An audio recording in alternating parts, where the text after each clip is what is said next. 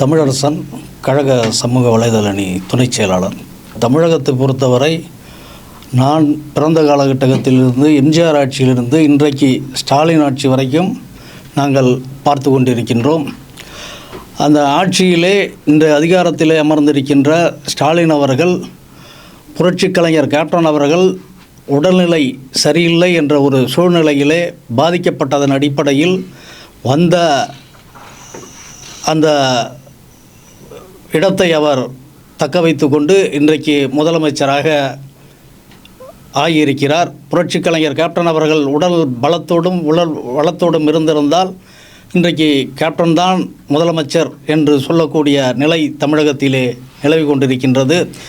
ஏனென்று சொன்னால் இன்றைக்கு கேப்டன் அவர்கள் இறந்த பிறகும் மக்களால் கொண்டாடப்படக்கூடிய சூழ்நிலையை நாம் பார்த்து கொண்டிருக்கின்றோம்.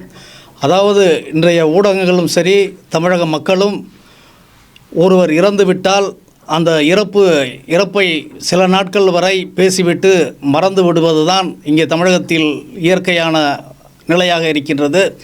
ஆனால் புரட்சிக் கலைஞர் கேப்டன் விஷயத்தில் அந்த நினைவு தினம் என்று ஒரு வருடத்திற்கு பிறகு வந்த அந்த நினைவு தினத்தை கூட தமிழக மக்கள் அவர் இறந்த தினத்தில் வந்த கூட்டத்தை நாம் கண்ணுற்று இன்றைக்கு தமிழகமே புரட்சிக் கலைஞர் கேப்டன் அவர்கள் உருவாக்கிய தேசிய முற்போக்கு திராவிட கழகத்தின் பலத்தை அறிந்து இன்றைக்கு அதிர்ச்சிக்குள்ளாகி இருக்கிறது.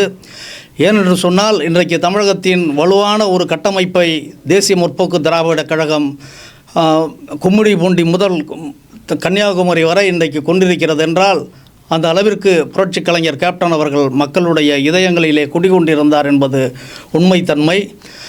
அந்த தலைமையை சிறிதும் கட்டுக்குலையாமல் இன்றைக்கு கழக தலைவியாகவும் கழக பொதுச் செயலாளராகவும் இருக்கக்கூடிய எங்களுடைய அன்னியார் அவர்கள் இன்றைக்கு வகுத்து இருக்கின்ற இந்த பாதை, அவர் நடந்து வரக்கூடிய பாதை, இதய தெய்வம் புரட்சிக் கலைஞர் கேப்டன் அவர்கள் நடந்து வந்த பாதையாக, மக்களுக்கு சேவை செய்யக்கூடிய பாதையாக இருப்பதை கண்டு இன்றைக்கு தமிழகமே இன்றைக்கு புரட்சிக் கலைஞருக்கு ஏற்படுத்திய அதே நெருக்கடிகளை ஊடகங்கள் மூலமாக உணர்த்தி வருகிறது.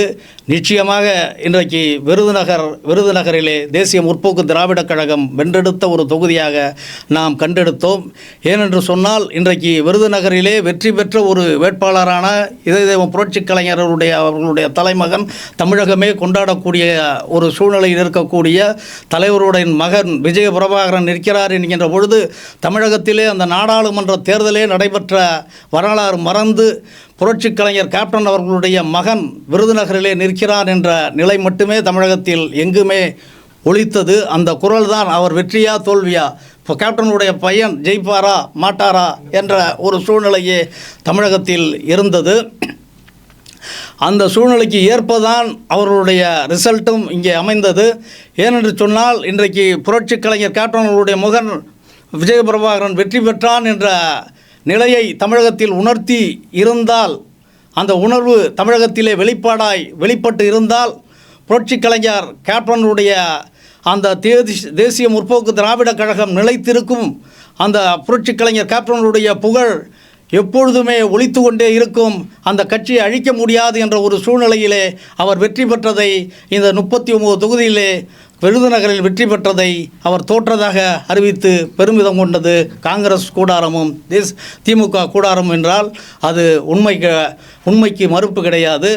நிச்சயமாக இன்றைக்கு தமிழகம் முழுவதும் நாம் பார்க்கின்ற பொழுது தேசிய முற்போக்கு திராவிட கழகம் மிகப்பெரிய ஒரு வலுவான சூழ்நிலையை இன்றைக்கு பெற்றிருக்கிறது என்று சொன்னால் அது எங்களுடைய அன்னியாருடைய வளர்ப்பு. அந்த தொண்டர்களை அரவணைத்த அன்றைய தினம், அன்றைய தலைவர் இறந்த அன்று கூட புரட்சிக் கலைஞர் கேப்டன் அவர்கள் மீது பாசம் கொண்ட தங்க தலைவியான அவர் தொண்டர்களை அரவணைத்ததை கண்டு, அவர் அன்றைக்கு பேசியதை கண்டு கூட ஊடகங்கள் சில வேறு மாதிரி பேசியது கூட நாம் அறிந்த ஒன்றுதான். ஆனால் அவர் எதற்காக பேசினார் என்றால், அன்றைக்கு மட்டும் அவர் பேசியிருக்கவில்லை என்றால் இந்த தேசிய முற்போக்கு திராவிட கழகம் இந்த அளவிற்கு நிமிர்ந்து நிற்காது என்பது மட்டுமே உண்மை. ஏனென்றால் தொண்டர்களை அரவணைக்க வேண்டிய என்ற நிலையிலே புரட்சிக் கலைஞர் கேப்டனுடைய தொண்டர்களை அரவணைக்க வேண்டும் என்ற நிலையிலே அன்றைக்கு அந்த நிலையில் கூட அவர் எழுந்து நடந்து மக்களை தொண்டர்களையும் அரவணைத்த சூழ்நிலையை நாம் கண்டோம். அதன் அடிப்படையிலே இன்றைக்கு வெற்றிகரமான தேசிய முற்போக்கு திராவிட கழகம் போய்கொண்டிருக்கிறது. நிச்சயமாக தமிழகத்திலே 2026 தேசிய முற்போக்கு திராவிடக் கழகம் யாருடன் கூட்டணி வைக்கிறதோ அந்த கூட்டணி மிகப்பெரிய வெற்றியை ஈட்டும் என்பது மட்டுமல்ல, 2031 தேசிய முற்போக்கு திராவிடக் கழகத்தின் தலைமையில் தமிழகத்திலே ஆட்சி மலரும். அந்த ஆட்சிக்கு வழிவகுக்கின்ற வேலைகளை எங்களுடைய சமூக வலைதள அணி சிறப்பாக செய்வோம் என்பதை மட்டும் இந்த தருணத்தில் சொல்லிக்கொள்கின்றேன். ஏனென்று சொன்னால், இன்றைக்கு ஸ்டாலினுடைய ஆட்சியை அகற்றுவது என்ற நிலையிலே நமது அந்நியார் எடுத்த முடிவை நோக்கிய பயணத்தில் நாங்கள் எல்லாம் இன்றைக்கு சென்று கொண்டிருக்கின்றோம். நிச்சயமாக வீழ்த்தப்படக்கூடிய ஒரு அரசாக இது 2026 அதன் முடிவுகள் எதிரொலிக்கும் என்பதை தெளிவாக அவருடைய ஆட்சியாளர்களுடைய அவல நிலையும் பாலியல் வன்கொடுமைகளும் ஆங்காங்கே இருக்கின்ற போதை மது பிரியர்களுக்கான கூடாரமாகிவிட்ட இந்த தமிழகத்தை நிச்சயமாக மீட்டெடுக்கக்கூடிய செயல்களில் தேசிய முற்போக்கு திராவிடக் கழகம் இறங்கும் என்பதை மட்டும் தெரிவித்து கொண்டு, இந்த தமிழகத்தை தேசிய முற்போக்கு திராவிடக் கழகத்தை முடக்க நினைத்தவர்கள் முடங்கி போவார்கள், அழிக்க நினைத்தவர்கள் அழிந்து போவார்கள். நிச்சயமாக தேசிய முற்போக்கு திராவிடக் கழகம் மீண்டும் வளர்ச்சி பெற்று வாகை சூடும்.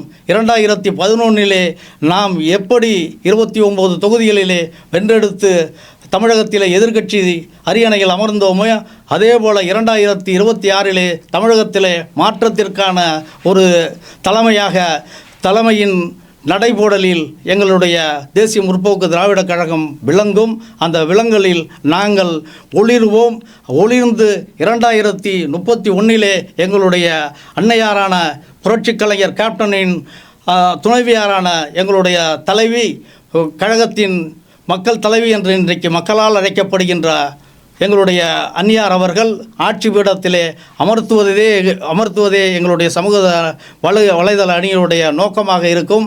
அதற்கான திட்டங்களையும் திட்டமிடுதல்களையும் நாங்கள் செவ்வனே செய்து கொண்டிருக்கிறோம் என்பதை மட்டும் இந்த தருணத்தில் சொல்லிக்கொண்டு விடைபெறுகிறேன். நன்றி, வணக்கம்.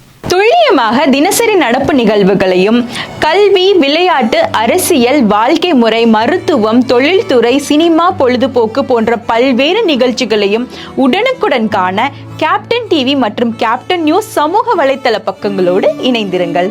உங்கள் வணிகத்தை கேப்டன் டிவி மற்றும் கேப்டன் நியூஸில் விளம்பரத்தின் மூலம் மேம்படுத்த விருப்பமா? உடனே கீழே கொடுக்கப்படும் எண்ணிற்கு தொடர்பு கொள்ளுங்கள்.